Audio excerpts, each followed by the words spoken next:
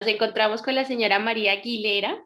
Ella vive en San Martín de los Andes desde hace bastantes años y nos gustaría que ella misma nos cuente cómo llegó a San Martín de los Andes y en qué época también para que nos contextualice un poco. Yo llegué en septiembre del 75, el 17 de septiembre eh, me pasé para este lado, por acá por el sur, por el Pirihueco llegué. Y porque usted es de cerca de Temuco, en Chile, ¿no? Nació usted cerca a Temuco, Sí, en yo Chile. nací en Quitratúe, eh, pero cuando me vine yo venía de Santiago, porque yo a los 17 años me fui a Santiago. O sea que le alcanzó a tocar la dictadura un poco de Chile. Un poco bastante, tuve, estaba en Arica en ese momento y bueno, de ahí mi papá, bueno, ahí nos agarraban a todos, cada noche estábamos ahí con los militares en las puertas, montones de veces nos tuvieron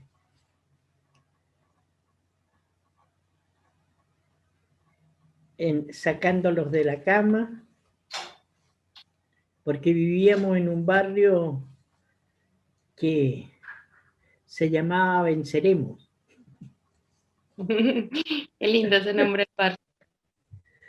Era lindo, porque también se lo cambiaron, o sea, no es que sigan esos barrios así.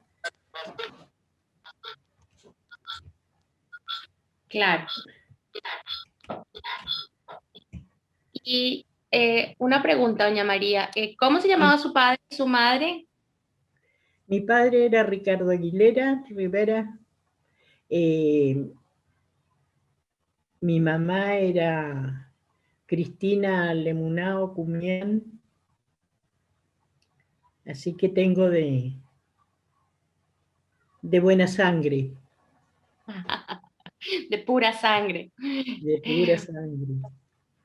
¿Y cuántos hermanos tuvo? ¿Cuántos Somos crecieron en la familia? 8, somos Son 8. 8 vivos. Mi viejo fueron bastante empeñosos, hubiésemos sido 12, fallecieron 4. A ver, sí, 4. Es que antes por docenas era más barato.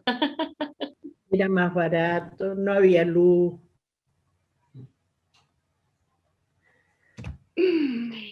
Y bueno, ¿usted se Entonces, acuerda de cosas de cuando era chica, de niña, en esa vida de familia? ¿Tiene algún recuerdo que nos quisiera sí, compartir de esos recuerdos bonitos? todos los recuerdos habidos y por haber. De ver poco a mi padre, porque trabajaba mucho. Traían una historia media complicada en su vida porque eh, mi papá este, pidió a mi mamá para casarse y mi abuelita no lo permitió, no quería mezcla. No quería mezcla. Pero el amor pudo más.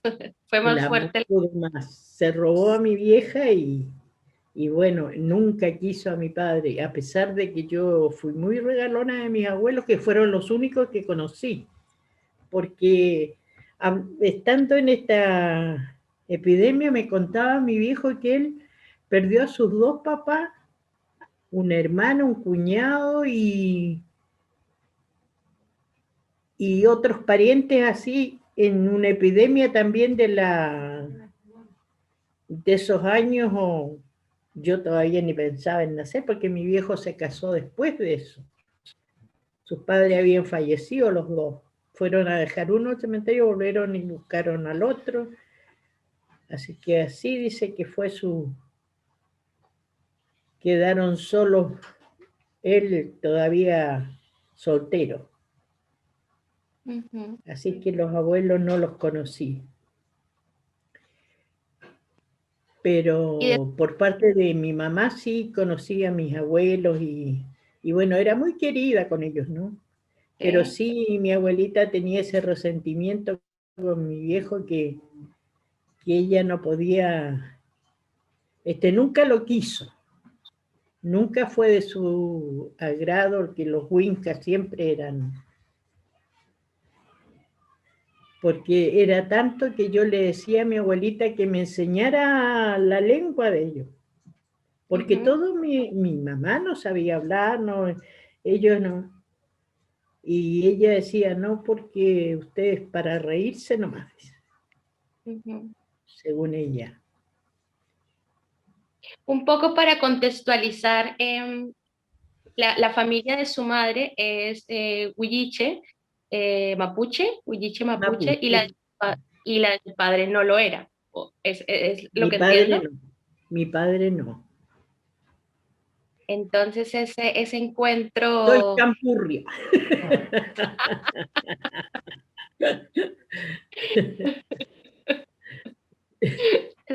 está muy bueno. Y entonces usted va creciendo y en algún momento se reconoce mapuche, digamos, como no aprende la lengua y esto, pero Nunca la he negado, pero ¿cómo tampoco se siente? tuve la ocasión de participar en ninguna cosa de los mapuches.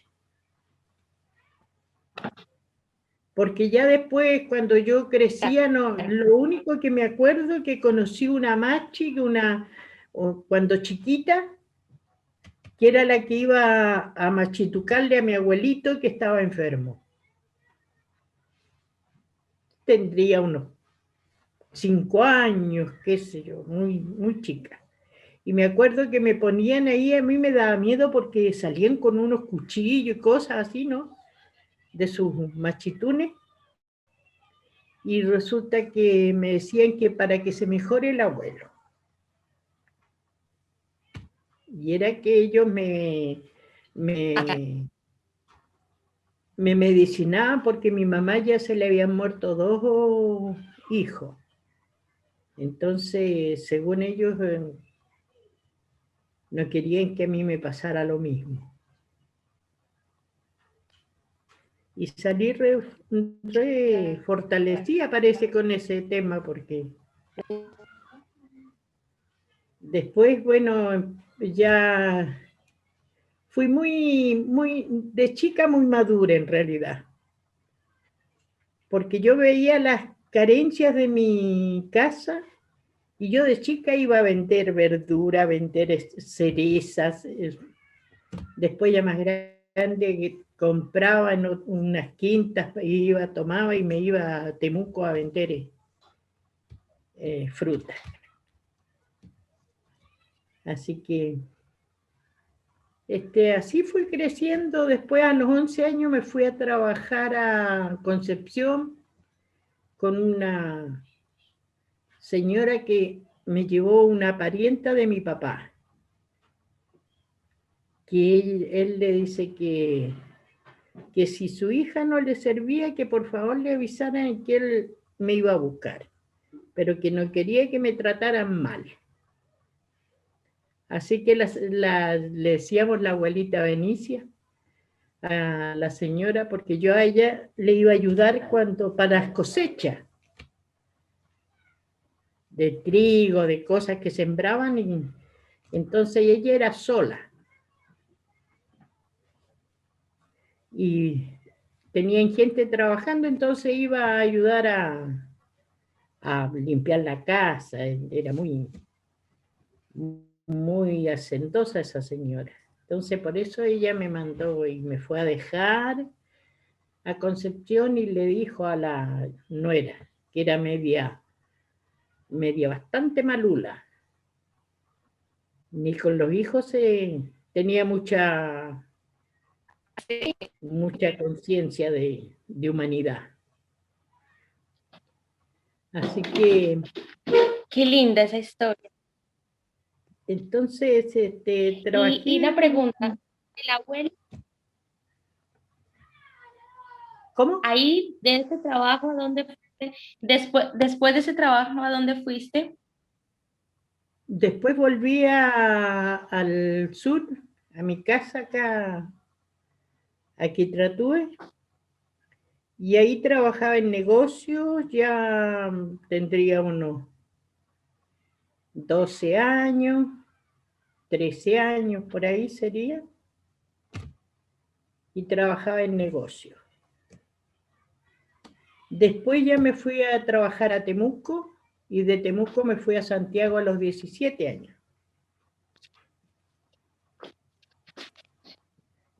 Muy Así que, chica. bueno, de ahí no volví más al sur, así que la mayor parte estuve en Santiago. Y empecé a militar muy jovencita igual. Ah, ya, bien. O sea, usted se puso la bandera. Yo me la puse. Por ahí mi vieja de vez en cuando me echaba porque me decía que le hacía pasar mucha rabia con mi, con mi trabajo que a veces elegía. Porque yo trabajaba en el día y ya después llegaba a trabajar por mi barrio, siempre fue juntas vecinales, estuve en la JAP, juntas y control de precio, cuando salió Allende, que escondían todas las cosas y vendían todo muy caro, y entonces las cosas que entregaba el gobierno había que controlar que se vendiera a precio que se conseguía. Así que de ahí después ya me fui al norte, porque mi vieja ya como que se cansaba, porque tampoco era querida por los comerciantes, por los que tenían la plata, porque les hacía mucho ruido. Así que, pero tuve mucha gente en mi barrio, y que todavía hoy día me decía mi hermano que un señor me mandaba saludos, porque se acordaba que toda la gente que había estado en esos momentos. Así que...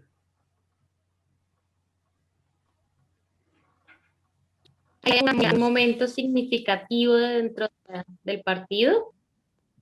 ¿Hay algún momento Yo significativo? mucho, mucho. Era más el trabajo social que hacía, porque yo estaba en la unidad popular,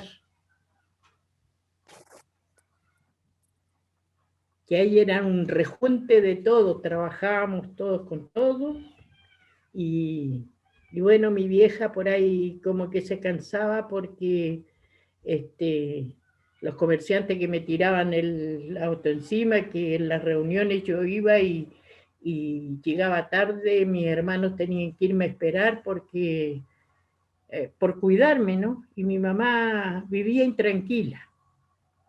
Ella no estaba tranquila porque a su hija le podía pasar algo. Y ya Claro. ahí trabajaba puertas afuera, no como antes, que trabajaba de sol a sol.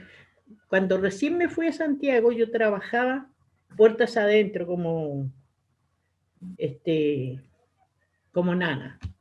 Entonces, ahí era, te levantabas a las 6 de la mañana, te acostabas a las 2 de la mañana, o sea, trabajabas como un...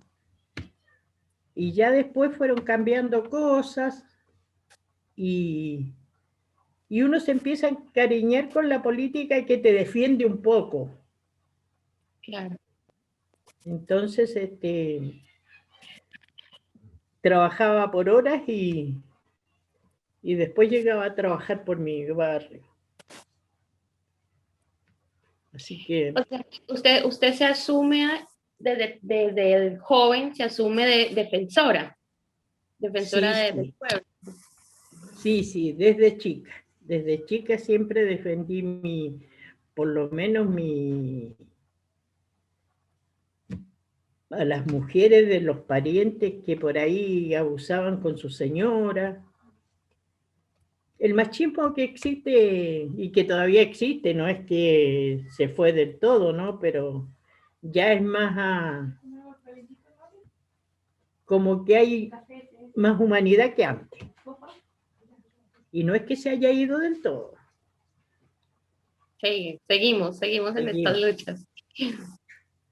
¿Y en qué momento toma la decisión de bajar y quedarse ya en San Martín de los Andes, después de esa vida de Bueno, militancia? yo ahí me fui al norte, ¿no?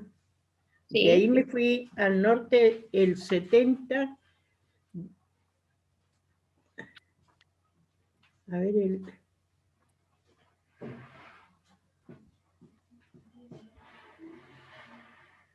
ay, no me acuerdo bien en qué año me fui. Me fui porque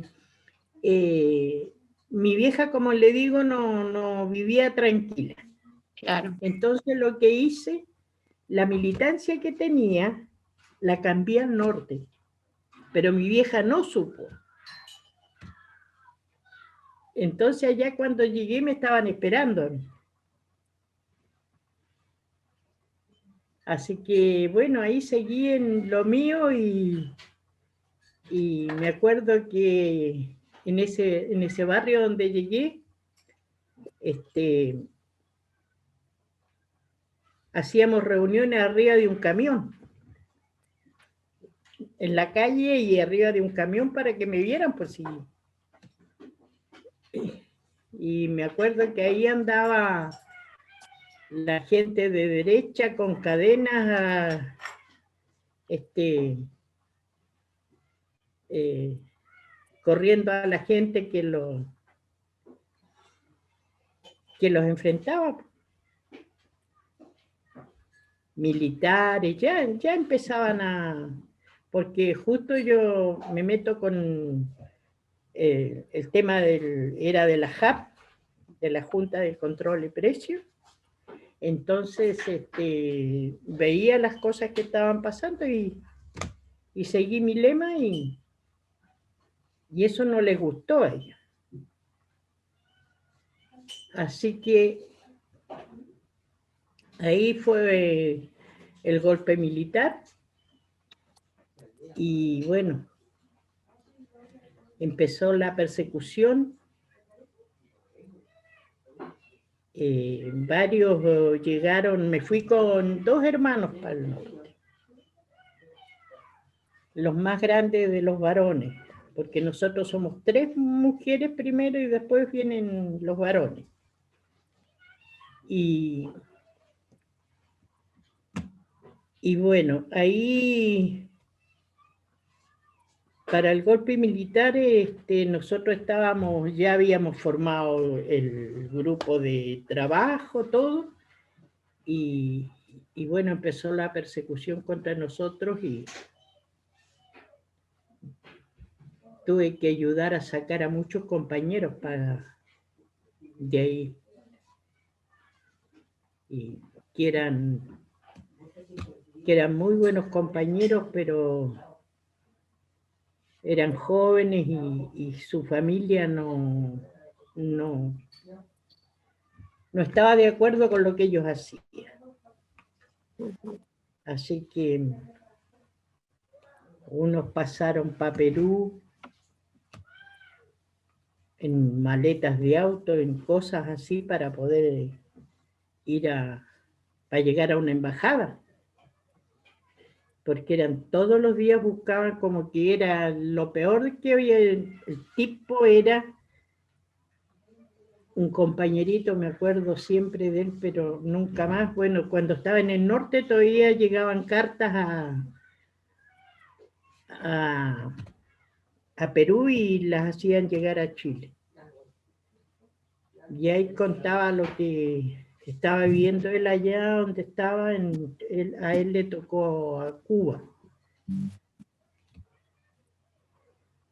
Y bueno, ya llegó el momento que yo no pude ya sostener más, llegó mi viejo a buscarme y yo ya estaba encerrada, no podía andar en la calle, porque llegaron a buscarme y mi hermano se desesperó y quería que yo me fuera, que me pasaban para Perú. ¿Y qué saco, le digo yo, si yo no tengo pasaporte? Ya las embajadas no daban más, porque ahí salió mucha gente que nada que ver a veces con el tema.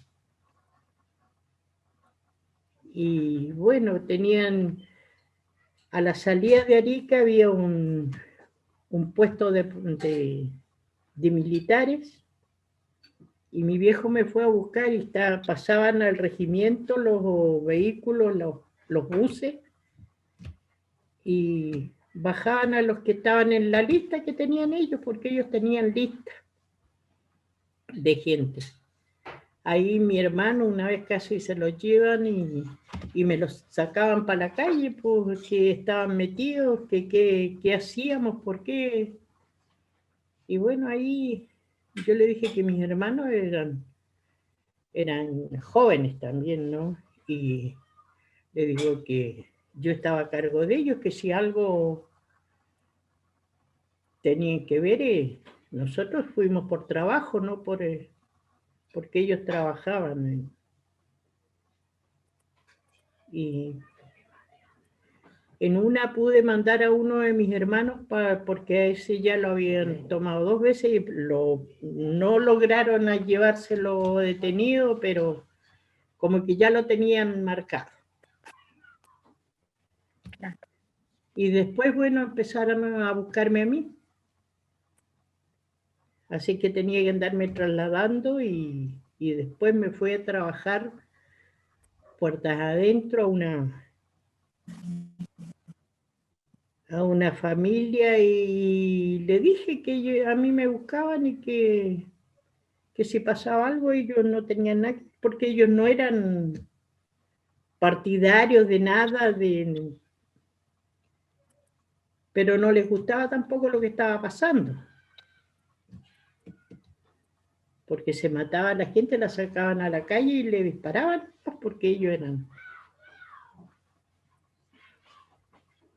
Y después, ese día que nosotros pasamos, se levantó la barrera de no pasar al este, después donde estaban porque fue mi viejo a buscarme y según él nadie le quitaba a su hija, pero yo sabía que si llegaban a estar me iban a detener si a mí me buscaban.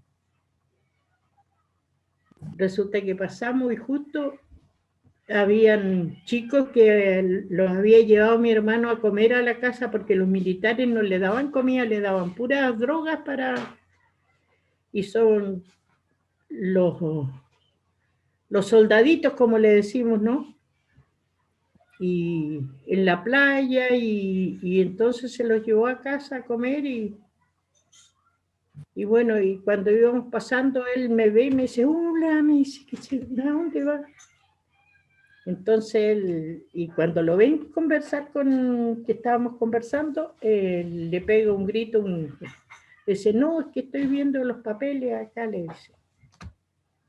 Y no pero porque me conocía. Ajá. Bueno, llegué a Santiago y en Santiago seguí trabajando y ya después ya ahí tomaron a muchísima gente y se alojaban afuera de mi casa cuidando. Porque yo escuchaba mucho las radios de afuera. Y entonces en septiembre las fiestas patrias de Chile, el 18, que es una semana, era.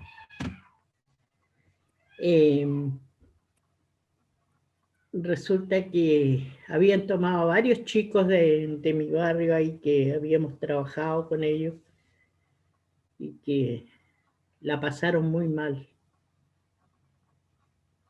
Estuvieron en la Villa Grimaldi. Nosotros vivíamos ahí al lado. Y al lado del regimiento arriba donde estaba Pinochet. Vivíamos en Peñalolén.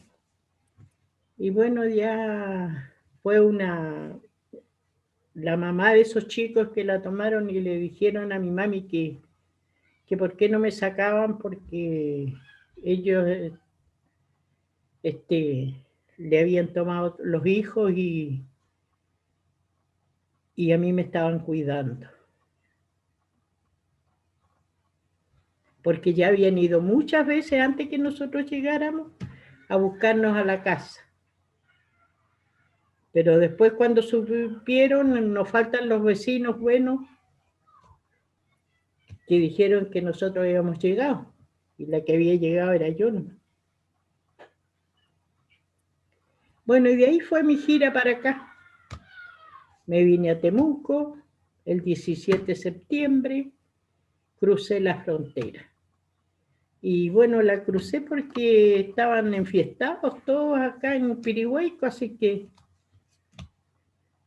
mucha bolilla no me dieron, así que llegué acá. Esa es la mejor estrategia, ¿no? Aprovechar cuando, cuando estás Hay que ser haciendo. estratega, hay que ser estratega. Sí. Sí. Y bueno, y acá pasaba muchos compañeros, yo muchos no los conocía, pero estuvieron muchos acá en mi casa. Seguimos ayudando a gente que pasaban de apuro así. Muchos caminando, muchos. Así fue, así ha sido mi llegada acá ¿Y en cómo era San Martín de los Andes en ese momento? O sea, cuando usted en llegó, esos ¿cómo momentos había muy recuerda? pocas casas, había muchos baldíos en el centro. Ahora es un pueblo ya, ciudad, está muy lleno, creció para afuera, los faldeos también están llenos, y en eso no era muy poquita la gente que había. Bueno, empecé a trabajar y conozco a mi pareja, que también es chileno. Entonces, bueno, el 80, el 78 nos casamos. Así que ahí ya empezamos a vivir alquilando, ya después empezamos a tener nuestras hijas que no nos querían alquilar porque teníamos chicos. Claro. Y a María Aguilera se le ocurrió venir a hacer una toma en Barrio Cantera.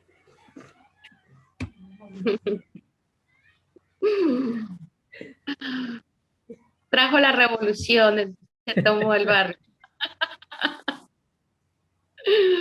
¿No? Y acá también me encontré con el golpe, pues, y nosotros nos tenían, cuando todavía trabajábamos, estaba soltera, y ganaban y ahí nos tenían medio día al sol, que por qué habíamos venido, porque había venido de Chile, que toda historia. O sea, lo volvimos a pasar mal, o sea, volvimos a tener persecución mucho de la gente que llegó. Y no era primera vez sí, que había gente, acá vivía mucha gente de Chile que se cruzaba caminando.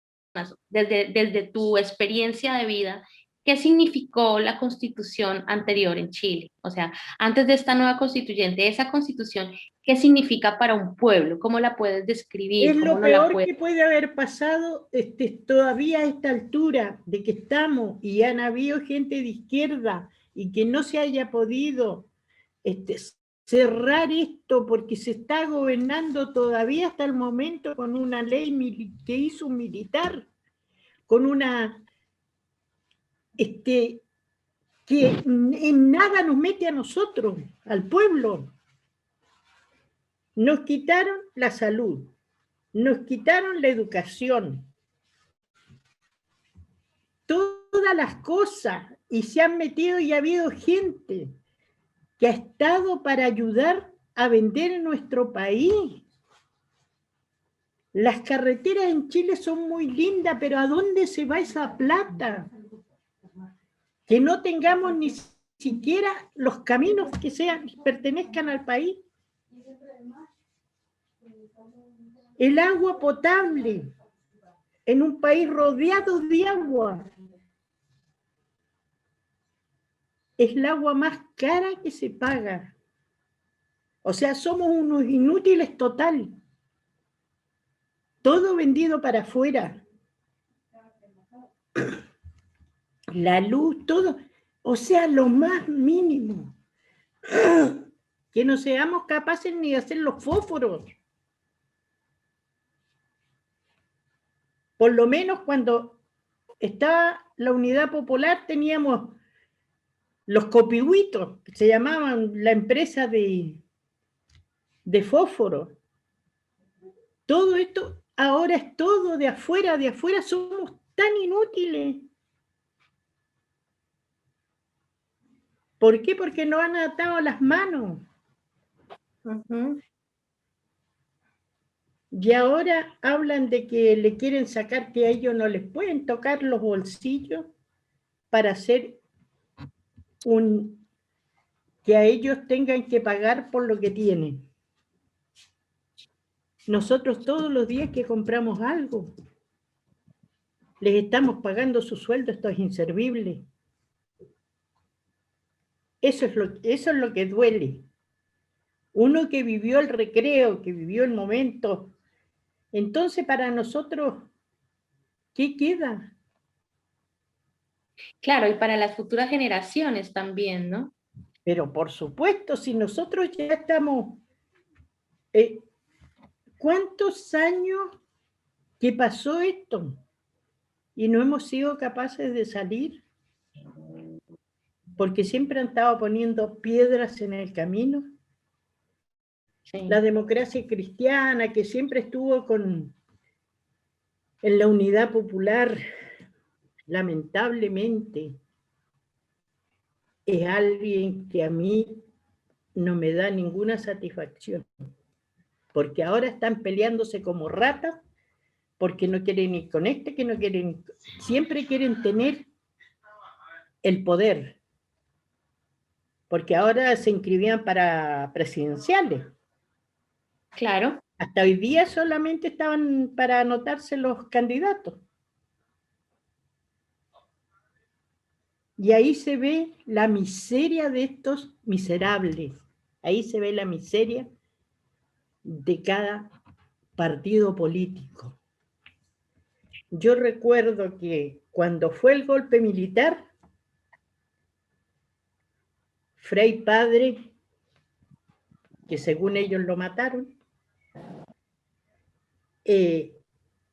negociaba con el ejército para el golpe militar, porque pensaron que le iban a entregar todo en bandeja. Y después cuando empezaron a perseguir, ni eso los conmueve, ni eso los saca de sus casillas.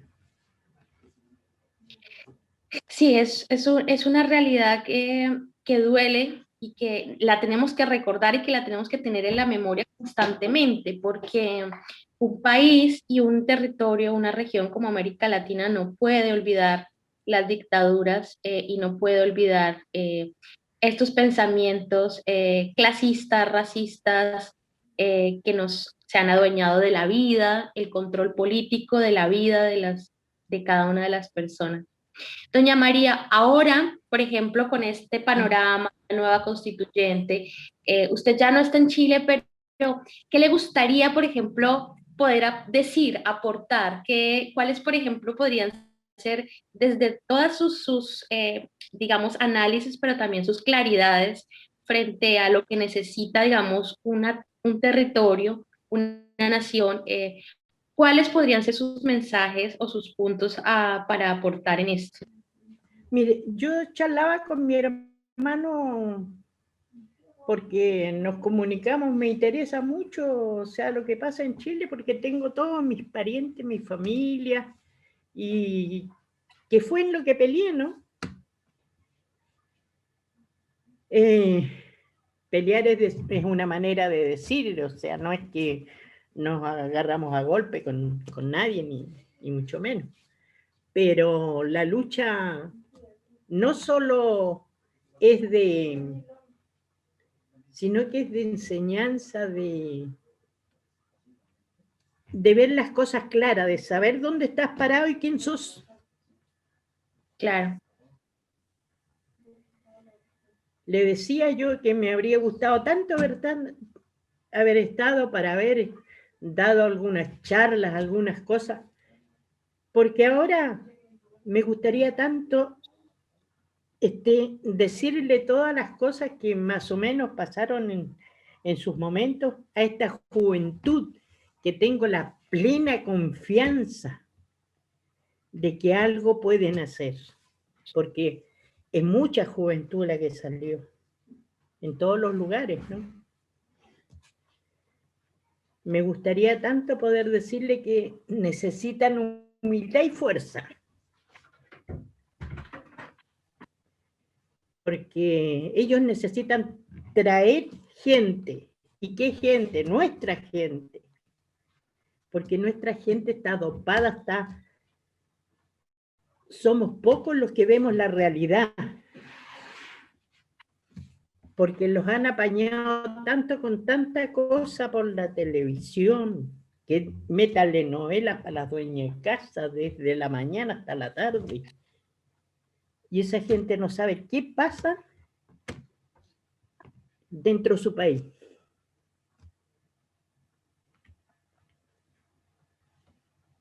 Y no es que me gustaría contar ni decir, es para no olvidar lo que ha pasado. O sea, hacer memoria. Hacer memoria para estar fuerte. ¿Y por qué decimos estar fuerte? Porque nadie gana la guerra solo. Así que Claro. acá necesitamos gente. Sí. Y gente que construya en distintos escenarios y desde distintas áreas. Claro, claro, Sí. que en el país, no estoy hablando de Santiago de Chile, que es donde se cocinan los grandes hornos que cocina toda esta gente, ¿no? Claro. Es Sí. donde uno tiene que estar fuerte, pero también no abandonar a la gente de los pueblos, del país Sí. entero. Digamos que usted tiene esta realidad, ¿no? Digamos, doble sentimiento, ¿no? El sentimiento de querer aportar allá al otro lado, pero también el sentimiento de que usted ha hecho su tarea y su labor aportando a la comunidad en la que actualmente está. Hablemos de esas banderas que nos quedaron pendientes en la parte anterior de la entrevista. Hablemos de esas banderas que se asumió en la defensa de este lugar. Hablemos de cómo también fue tejiendo territorio con la gente. Usted me decía la vez pasada, la gente empezó a sumarse, empezó a creer, empezó a unirse. ¿Cómo se logra eso? Porque no cualquier persona tiene ese liderazgo para defender algo como un terreno, como un territorio y construir además una sociedad. ¿Cómo lo hizo? La verdad es que de repente cuando me miro para atrás digo yo, ¿cómo lo hice? ¿Cómo lo hice? Ni yo me explico. Pero lo único que sé es que uno demuestra las cosas con hechos. Es lo único que a uno la hace creíble. No podés demostrar o decir algo, yo quiero que se haga esto porque... Y no pones tu cabeza. Y en todo hay que ponerse al frente primero para poder ser creíble. Y si no, no haces nada. Y sin gente no hacen nada. Y teniendo todos la misma necesidad, ver que todos, hacerles ver que todos teníamos la misma necesidad, teníamos la necesidad de tener un lugar, de tener donde poner nuestro ranchito, necesitábamos agua, necesitábamos luz, cosa que todavía no se termina acá en este lugar de hacer todo lo que falta, porque gas tienen unos pocos, no todos. Hay mucha necesidad, y como nadie ha hecho nada, estamos uno encima del otro. Y creo que si hubiese habido algún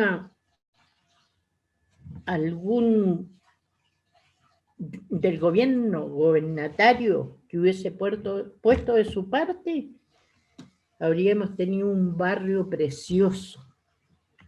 Que no, con esto no quiero decir que sea un barrio malo o feo, sino que más holgado, porque no se preocupan de la gente de darles lugar donde lo que más falta acá es vivienda, y sigue viniéndose gente. Resulta que acá hay muchos lugares donde nosotros no podemos estar, pero sí de afuera vienen mucho. Y me río cuando decían que los vecinos vienen y se meten a la heladera del vecino y le sacan todo y le comen todo.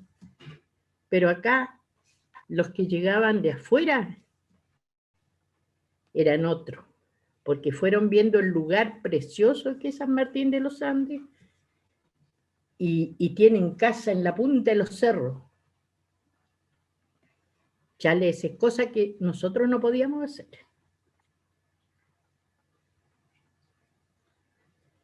Entonces dice yo me recuerdo que en una discusión con un intendente me dice, pero mire señora que nuestra Constitución es muy generosa con los extranjeros, como diciendo, cállate porque vos estás acá, no es tu país.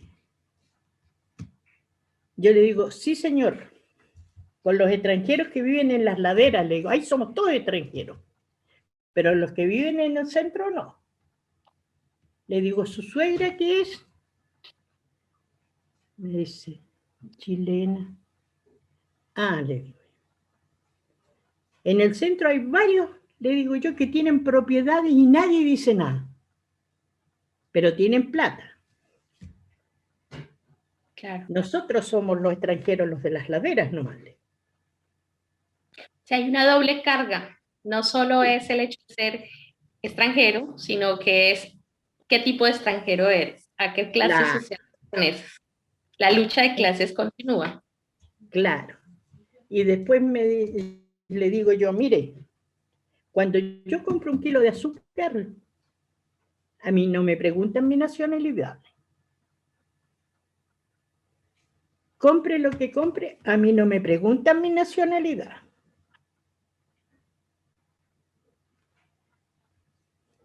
Y se quedó pensando, como diciéndole, también pagó su sueldo, señora, a pesar de ser extranjera. Claro, Porque también pago impuestos. Así es. Bueno, teníamos un abogado, eso fue cuando hicimos la interbarrial de todos los barrios. Y me dice el abogado ese que teníamos, no hacía mucho que había llegado acá a San Martín también. Me dice, ¿usted conoce muchos extranjeros en el centro? Qué bien que estuvo, María, me dice. Conoce muchos extranjeros en el centro, más de uno, le dije. Y que todavía por ahí cuando me ve me saluda, ¿qué tal, María? ¿Cómo andas? El abogado es. Porque después de esto que dejamos, es como que se fue todo abajo de vuelta, o sea, qué rápido que se olvida la gente de las cosas. Como que sientes en vano tu lucha que diste, tus peleas que diste. Yo tenía 3 nenas chicas y estas reuniones eran en la noche. Y tenía que dejar a mis hijitas ahí para poder asistir a enfrentar a estos señores. Porque ellos estaban acostumbrados a decirle cualquier cosa a la gente y la gente no les sabía contestar, entonces ellos eran ganadores siempre. Y cuando a alguien le sale que le dice las realidades, porque yo no es que yo estaba mintiendo, le estaba diciendo lo que él me estaba echando en cara de que yo era extranjera y que yo era. Pero mis hijas también son argentinas y por eso no me he movido de acá, compañerita, porque ellas no eligieron dónde nacer. Entonces digo yo, bueno, hasta cuando ellas sepan elegir dónde quieren ir,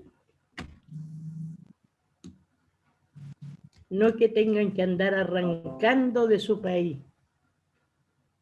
Claro. Y bueno, así fueron muchas luchas, ¿no? Que se hicieron. Tuvimos una radio que también no nos permitían tener esa radio porque de ahí se decían muchas verdades, apoyaban mucho a las comisiones de los barrios. Después peleamos porque se hiciera una ordenanza, que la ordenanza todavía existe, le han hecho un montón de cambios, pero bueno. Pero muchas veces me quisieron sacar de todos lados. Una vez un señor en la municipalidad que era secretario de Acción Social, me dice, María, dice, usted ya no es más presidenta, me dice, porque ya caducó su tiempo, me dice, y le entregué los bonos, que daban unos bonos para comprar gas, a otra señora. Yo le digo, sí, señor, a mí, mi gente no me eligió para entregar bonos, porque ese es trabajo de ustedes. Y si lo hacía porque la gente lo necesitaba. Claro. Pero mi puesto, no, señor, le dije, porque en mi barrio no ha habido elecciones. Y cuando la gente elija, entonces me va a sacar. Sí. Eso fue más o menos todo ese tiempo, fue desde que miraste, más o menos qué tiempo fue, y hacia los 80 creo que pasó algo. 84, 85, después de que volvió la democracia, que llegué a este barrio, y bueno, 85, 86, por ahí 87, las peleas del barrio, de la radio. La interbarrial. La interbarrial después. ¿Cómo fue? ¿Cómo fue el proceso de la interbarrial? ¿Cómo nace y cómo se va Primero desarrollando? que todos los barrios hicieran juntas vecinales. Bueno, y a nosotros nos pedían acá que tendríamos que ser 2 nomás extranjeros de 12 personas a 2 extranjeros, y la mayoría era extranjero. Claro. Así que estaba, y bueno, me mandaron la policía, y me dicen que no podía hacer comisión, que yo no podía estar en la comisión. ¿Quién lo dice? No, porque no está dentro de las ordenanzas. Bueno, y ahí empezamos a pelear las ordenanzas, que también lo hicimos, hay que reconocer, con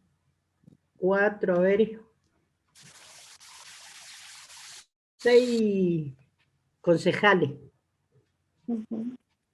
que nos apoyamos. Uno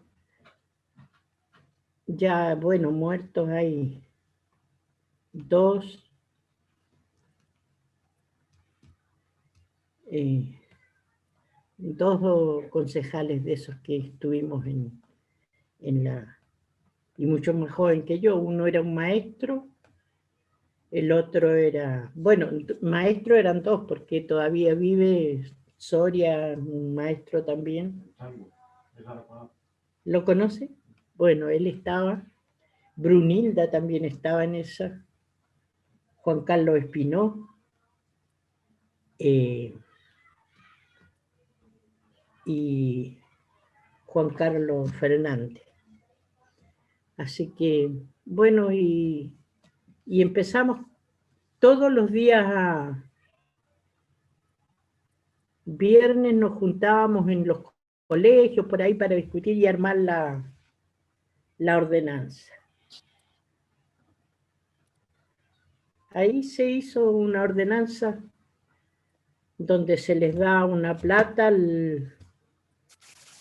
porque hablaban de pagarle a los presidentes y vicepresidentes, y yo no estuve de acuerdo porque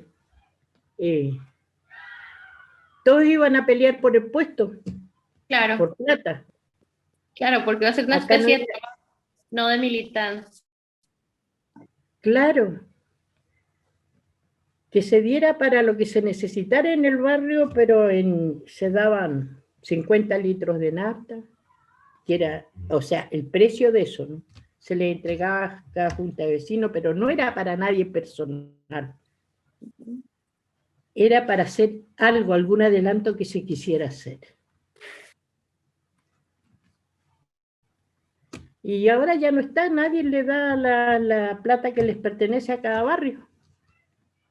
¿Y Entonces, cómo podemos volver a incentivar a las sociedades que se han vuelto tan individualistas a volver a pensar en los proyectos colectivos como la razón, digamos, de fondo para la subsistencia, ¿cierto?, hacia las próximas generaciones? la política se ha puesto muy sucia acá. El tema es de que este partido que hay en esta provincia es media autónoma. Hay un partido que unos 70 años debe estar gobernando esta provincia, donde la cajita para todo y la gente como que se conforma con esas cosas. Entonces como que compran la conciencia de la gente. Entonces eso lo hace difícil de trabajar ahora, y la necesidad también, porque si hubiera gente que tiene porque hay gente que tiene necesidades, no digo que no, pero no hay muchas Marías Aguilera. Es verdad, solo hay una. Entonces esto como que ha apagado todo lo que se ha hecho. Eso me duele. Esas cosas duelen, porque fueron muchos sacrificios, persecuciones, maltrato y tantas cosas que hasta a mi hija sufrir, a ella le Claro, decían las chilenas. y ella renuncia, no. porque uno renuncia también a la vida privada, a la vida familiar, al tiempo de su familia, para darla a lo colectivo. Y digamos, ese siempre fue su esencia, Esa fue desde mi chica, como nos esencia. lo va contando, aunque trabajaba de puertas adentro en el día, en la noche usted siempre estaba en un proyecto colectivo. Entonces, se debe sentir obviamente el peso de eso, pero yo creo también que hay mucha gente que reconoce la labor que usted hace. ¿Cómo sembra, cómo seguimos Por supuesto, sembrando? no, en eso no me niego, nuestra gente sabe mucho y que me ha, ¿cómo le explico? Como que me ha hecho para adentro porque digo, algo se marcó, pero no es lo suficiente, no es lo suficiente. ¿Qué faltaría para que podamos desarrollar nuevos liderazgos, para que hayan más Marías como tú? ¿Qué faltaría?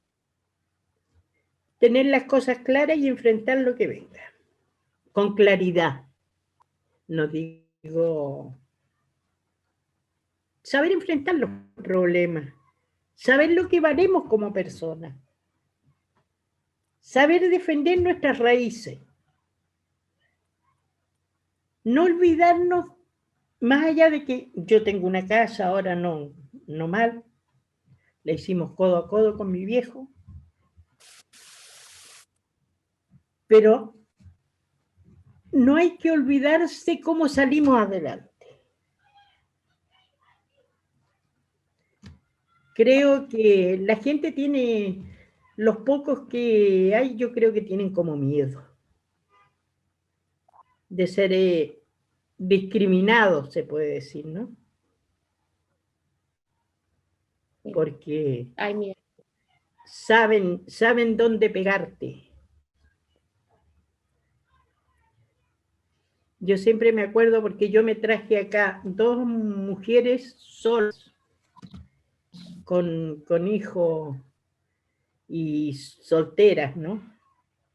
Y le digo que vinieran a tomarse, tenían mucho miedo ellas,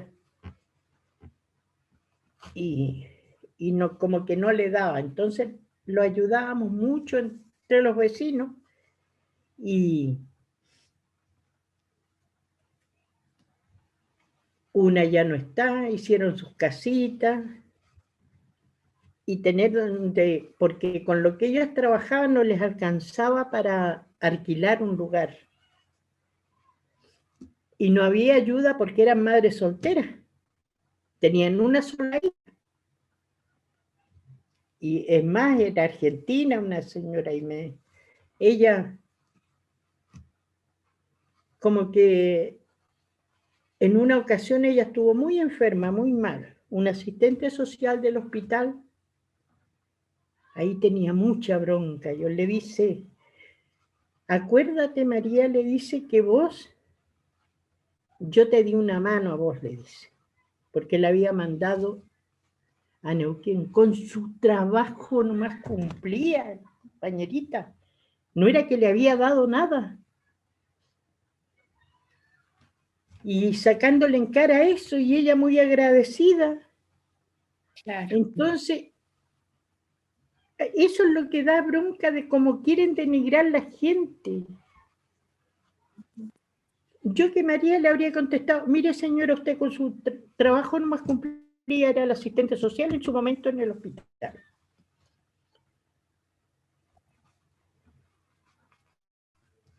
Pero bueno, Dignificar. Es como que el camino entonces va por la dignificación, el camino va por el reconocimiento de que podemos ser pares iguales realmente, que no tendremos que seres estar unos con humanos, otros. somos todos seres humanos, yo no soy más alta ni más baja que los demás, tengo mi diferencia pero mi persona es de carne y hueso. Entonces, cuando ellos denigran a una persona humilde, a mí me sacan de las casillas, me matan. Claro. ¿Por qué? Porque la gente humilde no le sabe contestar a esta gente que se aprovecha. Y no es que yo tenga educación universitaria, ni mucho menos, ¿eh? Pero tienes una formación de calle, la formación Es, de la Universidad de la a Calle. mí es lo que yo digo siempre, porque a mí la vida me enseñó. La vida me enseñó a defenderte, y mi padre igual, él siempre decía, porque a él lo pulpearon mucho mis viejos. Mi madre criando sus hijos, sembrando haciendo quintita, criando cositas para poder ayudar a mi viejo. Nunca le daban plata, siempre mercadería nomás así, listo. Entonces esas cosas van marcándote. Y vas diciendo, esto no puede ser, esto no puede ser. Y eso te ha hecho la mujer diferente que eres una mujer que teje la historia en América Latina y el Caribe. María Aguilera ha estado con nosotros en esta entrevista, contándonos su vida, contándonos su liderazgo, contándonos lo que es vivir también en el exilio, pero también lo que es construir en un nuevo territorio, ¿no? Esa identidad que trae desde de sus raíces, pero también esa capacidad que tiene para sembrar, para transformar y para liderar en una tierra también desconocida para ella. Claro. María, vamos a ir cerrando, nos quedan 2 minutitos más. Cerremos con algo bonito, ¿sí? Y es como, ¿cómo te gustaría que te recuerden? Pero también, ¿cuál sería, por ejemplo, esa frase que siempre que alguien sienta que ya todo se acabó, que ya no hay más para dónde, donde alguien se sienta en completa oscuridad, donde una sociedad se sienta en ese miedo profundo, ¿cuál sería el mensaje de María Aguilera para que siempre nosotros podamos escucharnos ese mensaje y volver a decir sí, sí hay posibilidad de volver a construir? Lo que yo pienso es que nunca uno se puede dejar poner el pie encima. Saber que uno vale tanto como persona como el que tenés al frente. No tendremos el dinero que muchos tienen, pero tenemos mucho más dignidad que los políticos que hay. Nunca trabajé por plata y lo di todo. Y creo que ver, a mí lo que me gustaría, los cambios. Acá, en todo donde exista pobreza. Y te felicito por la precandidata que hay en tu país. Me vi tanto reflejada en ella, con su historia. ¿Con Francia Márquez? Sí, La mujer porque afro, es joven primera, ella. primera mujer afro y joven que se va, es precandidata, sí, señora. Pues digamos, en este tiempo, ¿no? Porque hace mucho tiempo Claro, estuvieron claro, las con lo que se conservadoras. puede hacer, que es un país muy, muy conflictivo donde está metido los grandes traficantes ahí que matan por droga. Sí. Así que bueno, Entonces, pues con eso, no quiero que nos vayamos con ese dolor, sino también con esa idea de que la lucha, como usted misma bien nos lo ha dicho, continúa. Y la lucha es de todos los días.